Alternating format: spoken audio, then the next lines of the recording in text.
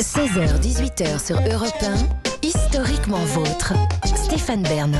Chaque après-midi dans Historiquement Vôtre vient ce moment de l'émission un peu foutraque où je suis opposé à Clémentine dans un quiz qui, il faut bien le dire, n'a d'historique que le nom. C'est Burn to be Alive. Ouais, j'avoue que je ne m'attendais pas à croiser foutraque aujourd'hui, mais je suis content de le revoir. Ça fait bien 10 ans que je ne savais plus de ses nouvelles.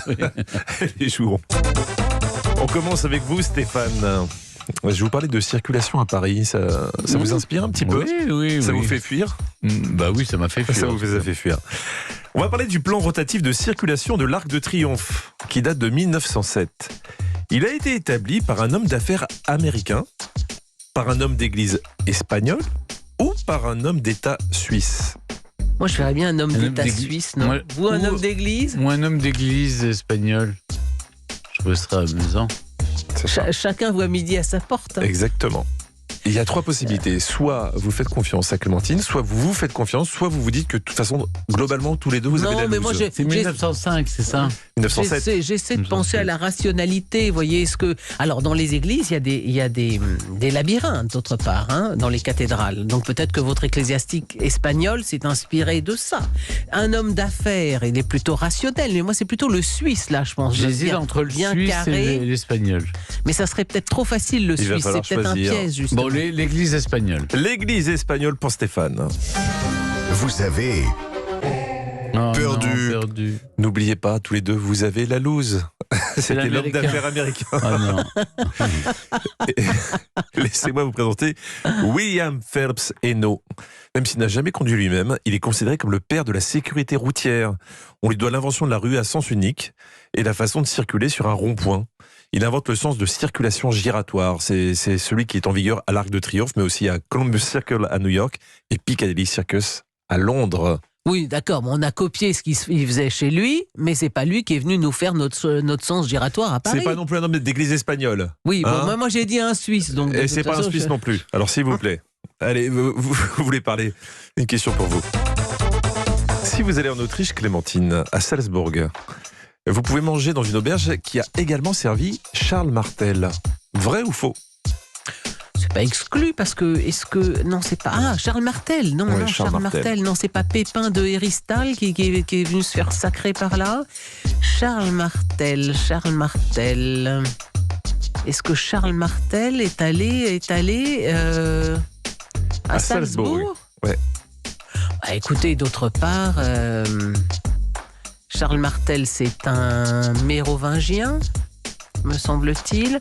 Et Charles Martel, est-ce qu'il est le père de Charlemagne? Non, attends, je suis en train de confondre Pépin le Bref, Charlemagne. Je suis en train de confondre tout le monde là. Est-ce qu'il a pu aller? Oui, il aurait tout à fait. Dans une auberge. Il aurait dans une auberge Oui. à Salzbourg. Exactement.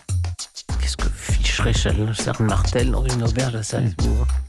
Après avoir arrêté les Sarrasins, là, il s'est dit allez, j'ai le droit un peu de repos. Un petit week-end. Un petit week-end, dis donc, pour aller à Salzbourg depuis l'ouest de la France, c'est du boulot. Qu'est-ce qu'il y avait à Salzbourg à l'époque? Il y avait une auberge. Là, on tourne en rond. Non, je réponds non. Ah, finalement, non. Non. Ok, on vérifie. Vous avez gagné. C'est faux, mais Charlemagne, oui. L'établissement s'appelle le St. Peter Stiftschoolarium. La qualité de sa bière est décrite dans un poème qui date de 803. C'est le restaurant le plus ancien d'Europe. Faust, Christophe Colomb et Mozart ont poussé la porte de cet établissement. Très intéressant. Oui, c'est vrai que pour Charlemagne, qui était à Aix-la-Chapelle, c'était la porte à côté. Exactement. Là, pour le coup, lui pouvait y aller en week-end. Un petit coup d'Uber. En char à bœuf, c'était pas très long. Alors, une question pour vous, Stéphane, pour égaliser. Kinmen est une île de Taïwan. Entre 1937 et 1945, elle est occupée par l'armée impériale japonaise. Située à 2 km des côtes chinoises, elle va subir un tir de barrage intense en 44 jours de 480 000 obus de l'armée populaire. Non. Mais Kinmen ne sera jamais conquise. Aujourd'hui, ironie de l'histoire, le fer des obus a servi à construire un parc d'attractions en hommage au conflit du passé. Vrai ou faux? Il y a un parc d'attractions sur cette île. Oui, c'est ce que je viens de vous dire. Un monument, on voit bien. Non, je dirais non. Vous dites non. Non. Vous dites non aux obus ou au parc d'attractions? Non, au parc d'attractions. Vous dites non, on vérifie. Vous avez gagné. Eh oui, c'était faux. Par contre, le fer des obus a bien été récupéré, mais pour forger des couteaux. Wu Tseng-dong est très connu dans l'île. Il fait un couteau en 15 minutes. Il achète les obus $500 pièce. Avec un obus, il fait 60 couteaux. $500, c'est super cher. C'est du bel obus. Hein. C'est du très très bel obus. Une activité qui est devenue très importante, même pour les touristes qui viennent d'où? Eh ben, ils viennent en acheter de Chine, exactement. Une question pour Clémentine. Vous pouvez emporter ce quiz.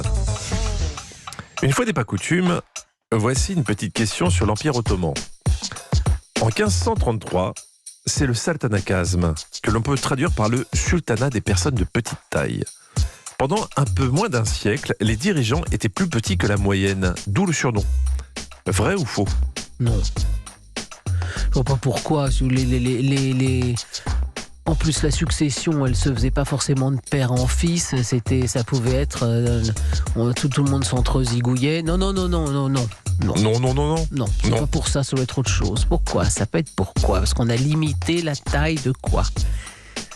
Des harems, des eunuques, il doit y avoir une blague là derrière. Non, je réponds non. Vous répondez non. On vérifie.